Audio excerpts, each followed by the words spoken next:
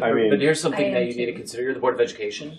If you believe that you need to write a policy that would mitigate some of the issues that you brought forward, you're more than happy to bring it, put it on the agenda, and then we would create administrative procedures that would comply with the policy.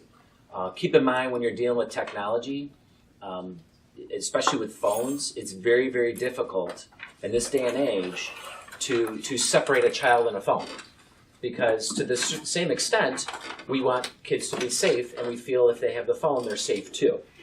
And so as parents, we want the children to have the phone, but at the same extent, kids are kids. They're going to go on the phone in the classroom, even if you do implement policies in some way, shape, or form. And so I hear what you're saying, but I think it would have to start with the policies here at this table, and then the procedures, and then we could put in place, I think to your point, a disciplinary action if students are not complying with the expectations that we've outlined. Of the policy. Yes. So I would like to strongly encourage the future board and my colleagues here that we take a serious look at what to do about that and take a serious look at what kind of policies we can write up to address the issue. Because personally, as a parent, like my kids are not having phones for a very, very long time. There's been lots of studies of the effects, of the effects of that with their just attention span. So I would like to ask you guys to definitely look at that and see how we can create a policy that can be enforced. I mean, that they can be enforced with the students, that's strict. That's not just Well, I something think the that current happens. policy now is Off and away during the day. So what more can you do? Well, what's the consequences if they take it out? That's the big question. Get it taken away. Yeah, but what get it taken by who? You know what I mean? So to me, it's often, that's what I keep hearing, is off and away, but off and away with what consequences? I mean, we have to put pressure on the students and then on the parents. So if the phone is out, what happens? I mean, they just go to, are they getting suspended? Are they getting a warning? Is it like 2 warnings and a suspension? Because otherwise, those policies, if they're not enforced, it's like just having them written doesn't do anything. You know what I mean? So to me, it almost, there needs to be more of a strict policy that if my son has their phone out, which won't be my case, but if my son knew the rules and then breaks the rules, how are we gonna make that strict enough where they follow it? So the off and away thing doesn't seem to be happening. I get what you're saying, but I think the issue you're talking about was something that is happening outside of school, and therefore, like Mrs. Palmer said, it filters back here the following day or whenever it happens. So it's more general. when it's out there on social media, the repercussions of anything you post or say, it's going to have ramifications. And if a student sees it and gets upset with it, I mean, they're all doing it. But we live in a society today too where we as parents, we need to know where our children are all the time. I know that with my child being now alone here at Giles, when his older brother left to go to high school, I had to bike down and get him a phone just because there's times where I run late. I need to get a hold of him after school. So I mean, I think that what you're there's a way to solve the problem. I'm not saying that I know parents are afraid that their kids are going to have problems and we need to get a hold of them all the time. I mean, when I was young, we didn't have this problem. I mean, I hate to say this to age myself, but when we had back in the day in high school, if we had a pager, we were in trouble pretty bad.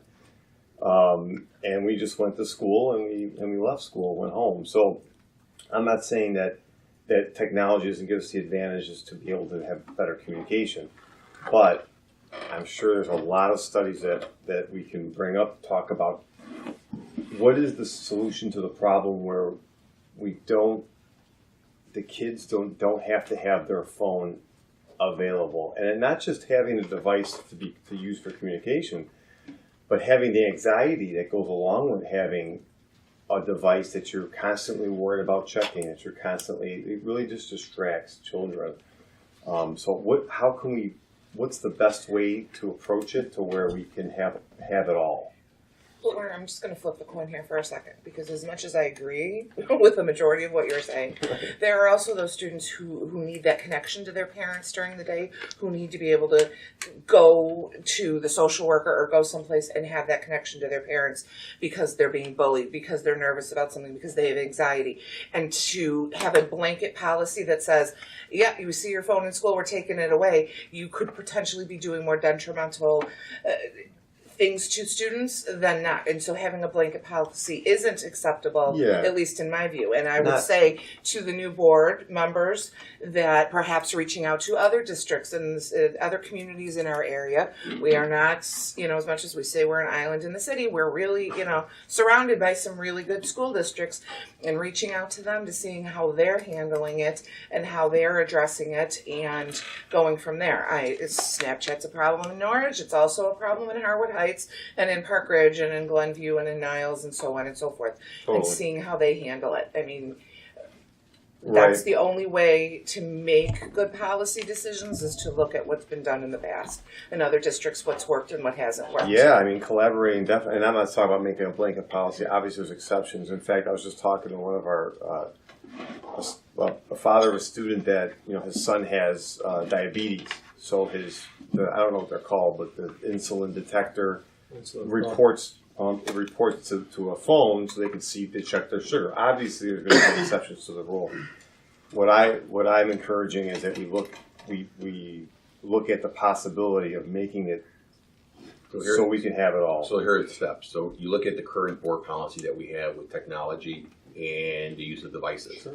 And then once you look at that, you ask, the next step is, do we need to modify it? Correct. If it needs to be modified, we contact our attorney, they modify it. You have 2 readings, and a 3rd reading, you vote on it to accept it. Once that is accepted, then you meet with the administrative team to write administrator procedures, how to handle when this happens, and so forth. And then you communicate all that to the parents and guardians of your district, and you hope they follow it, and then you hope the administration follow through on the consequences of when it happens. Yeah, I mean, don't get me wrong. I mean, I know that it's a complicated issue, especially with technology and advances in technology.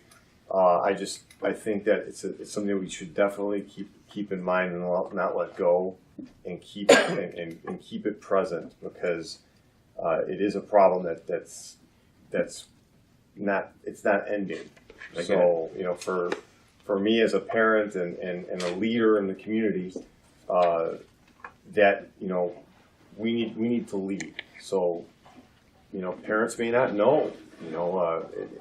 It may be something that we, as a school district, needs to get our hands wrapped around, like looking at other school districts' policies, because there's lots of psychologists and lots of people that are looking at this issue in other districts, and I'm sure we can copy and paste some of their models and move us forward.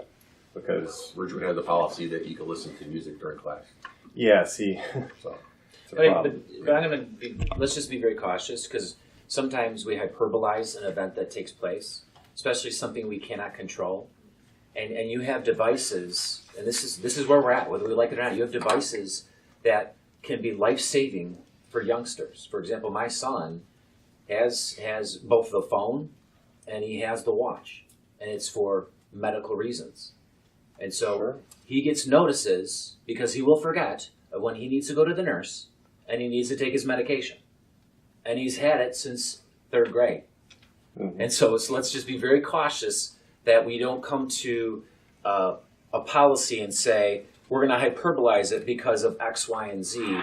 That didn't. I'm just sharing this with you. To be clear, I was just using that as a way to that's bring why this up. you threw me off a little bit, because if something happens outside of the school, sometimes that stuff carries in, and we have to tread lightly, because our principals have to do a very thorough and thoughtful job of assuring that they're not infringing upon the youngsters' lives or the children's lives. Right. And so, at the same extent, if we could prove that an event took place within the building and it moved outside, then we could intervene in some way, shape, or I mean, to be strictly transparent, I was just using that as another example to bring this up in the meeting to talk about it. So Understood. I need to be very transparent. Understood. It's something that I would like for us to keep in mind. Understood. need a motion to approve the consent agenda except for F and D. Call motion. A second. Discussion? Roll call, please. Mr. Ludson? Yes. Mr. Bellafiore? Yes. Mrs. Paletti? Yes. Mr. Edisavich? Yes. Mr. DeGiulio? Yes. Mr. Biondo? Yes. Motion approved the consent agenda. Go right into number D. A motion to instruct the closed session tape 18 months and over. I would like to motion to table this to next month. May I get I a will second? second that motion. Discussion? Roll call, please. Mr. Edisavich? Yes. Mrs. Paletti? Yes. Mr. Ludson? No. Mr. DeGiulio? Yes. Mr. Biondo? I'm gonna abstain. Mr. Bellafiore? Abstain. Motion carries to table the destruction of closed session tapes for 18 months and older. Just so everyone knows that a good part of those, the minutes were already released, they're actually on our website. Going to discussion, motion to approve the following board policies, the 34 policies. I would motion also to table that to next month. These are 34 policies that are very important, and the new board should be aware of them and get familiar with them. And so I would motion to table this until next month so they have an opportunity to review the board policies for them to review. One of them, for example, Warner, is technology and bringing your own device. Cool. I'll motion. I'll second. Discussion? Discussion? Are we going to provide the new board members with the binder when they get sworn in, so they have, I mean, or are we just gonna direct them to go to the website and read the policies? Let's provide them with the binder at the meeting. That's part of what the This binder? that's part of what the professional development is that is scheduled for May 2nd. Is that the board goes into closed session and they have discussions on issues such as this, such as an outline of some of their expectations with not only with one person but amongst each other. And so, But correct me if I'm wrong, I don't mean to interrupt, you, Pasquale, you're just saying to give the new board members as much time as possible because this is, as you pointed out, 36 things to be reading, and as you pointed out so eloquently, all of the contracts and things that need to be gone over in the next month, to give them as much lead time to read all of it would be beneficial. Absolutely. Correct, that's where you were going, yeah. Any other discussion? so you recommend, what I'm hearing is you recommend that we, We're going to table this until next month, and then at the reorganizational meeting, we'll provide everyone with a binder. Those that are exiting, just give your binder to Sarah and we'll hand them to the new board members. please, yes. Any other discussion? Roll call, please. Mr. Edisavich? Yes. Mr. Ludson? Yes. Mrs. Paletti? Yes. Mr. DeGiulio? Yes. Mr. Biondo? Yes. Mr. Bellafiore? Yes. Motion approved to table until next month the board policy updates. There is nothing for closed session. There's no other action items. Fill out the meeting reflections. I need a motion to adjourn at 7:40. I'll make that motion. Second.